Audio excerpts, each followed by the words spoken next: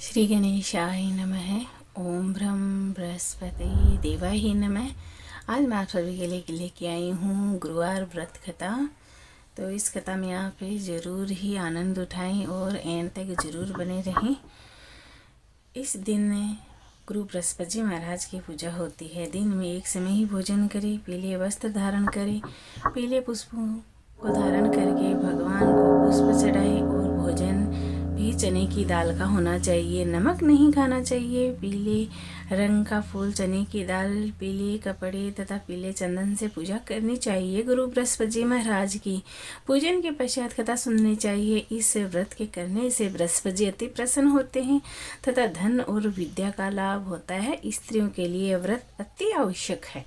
इस व्रत में केले की गाछ की पूजा होती है। अब ये तो थी विधि और अब सुनो कथा। किसी गांव में एक साहूकार रहता था जिसके घर में अन्न, धन, वस्त्र और किसी चीज़ की कमी नहीं थी, परंतु उसकी स्त्री बहुत ही कृपण थी। वह किसी भिक्षार्थी को कुछ नहीं देती थी। सारे दिन घर के काम काज में लगी रहती थी। एक समय एक साधु महात्मा जी बृहस्पतिवार के दिन उसके द्वार पर आए और भिक्षा की याचना की। स्त्री उस समय घर के आंगन को लीप रही थी। इसी कारण साधु महाराज से कहने लगी, महाराज, इस समय तो मैं घर के आंगन को लीप रही हूँ, फिर कभी अवकाश के समय आना। तो साधु महात्मा जी खाली हाथ चले गए। कुछ दिन बाद वही साधु महाराज आए। उसी तरह भिक्षा मांगी। साहूकार ने उस समय लड़के को नहला रही थी। कहने लगी, महाराज, मुझे तो अवकाश ही नहीं है, इसीलिए आपको भिक्षा नहीं दे सकती। तीसरी बार महात्मा जी फिर आए और उसने उसी तरह से टालना चाहा, परंतु महात्मा जी कहने लगी, यदि आपको बिल्कुल ही अवकाश हो जाए तो क्या मुझको भिक्षा मिलेगी? साहूकार ने कहने लगी, हाँ महाराज, यदि ऐसा हो जाए तो आपकी बड़ी कृपा होगी। तो ऐसा कहने के बाद बृहस्पति जी महाराज ने कहा, सुनो, मैं एक उपाय बताता हूँ, वह करना।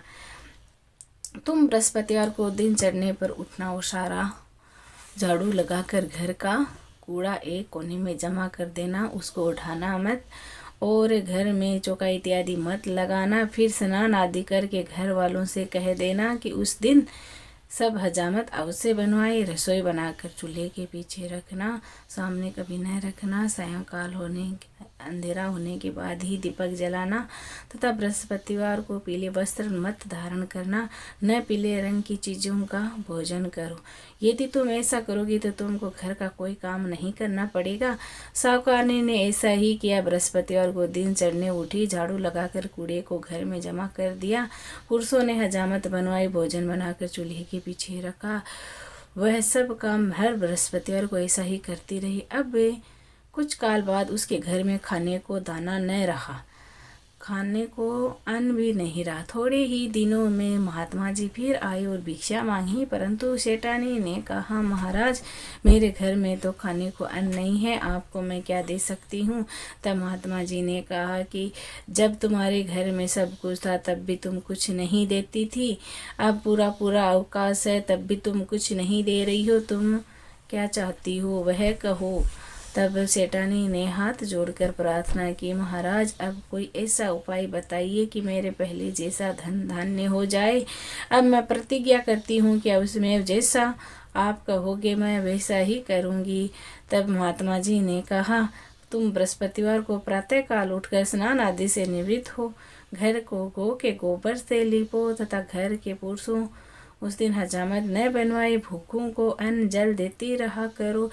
ठीक सायंकाल दीपक जलाओ। यदि तुम ऐसा करोगे तो तुम्हारी सभी मनोकामनाएं गुरु बृहस्पति जी महाराज जरूर पूर्ण करेंगे।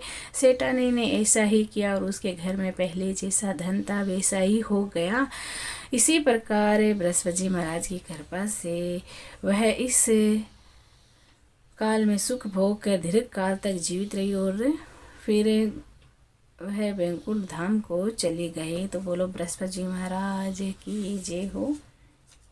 ओम जय बृहस्पति देवा, ओम जय बृहस्पति देवा, छिन छिन भोग लगायो कदली फल मेवा। ओम जय बृहस्पति देवा, तुम पूर्ण परमात्मा, तुम अंतर्यामी, जगत पिता जगदीश्वर तुम सबके स्वामी। ओम जय बृहस्पति देवा। श्रेणामृत निज निर्मल सब पातक हरता। सकल मनोरथ दायक कृपा करो भरता। ओम जय बृहस्पति देवा। तन मन धन अर्पण कर जो शरण पड़े। प्रभु प्रगट तब हो कर आकर द्वार खड़े। ओम जय बृहस्पति देवा। दीन दयाल दयानिधि भगत हितकारी। पाप दोष सब हरता भव बंधन हारी। ओम जय बृहस्पति देवा। सकल मनोरथ दायक सब संशय तारो।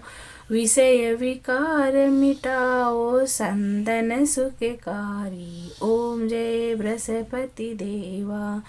जो कोई आरती तेरी प्रेम सहित गावे। ज्येष्ठानंद बंद सो सो निश्चय फल पावे। ओम जय बृहस्पति देवा। बोलो बृहस्पति जी महाराज की जय हो।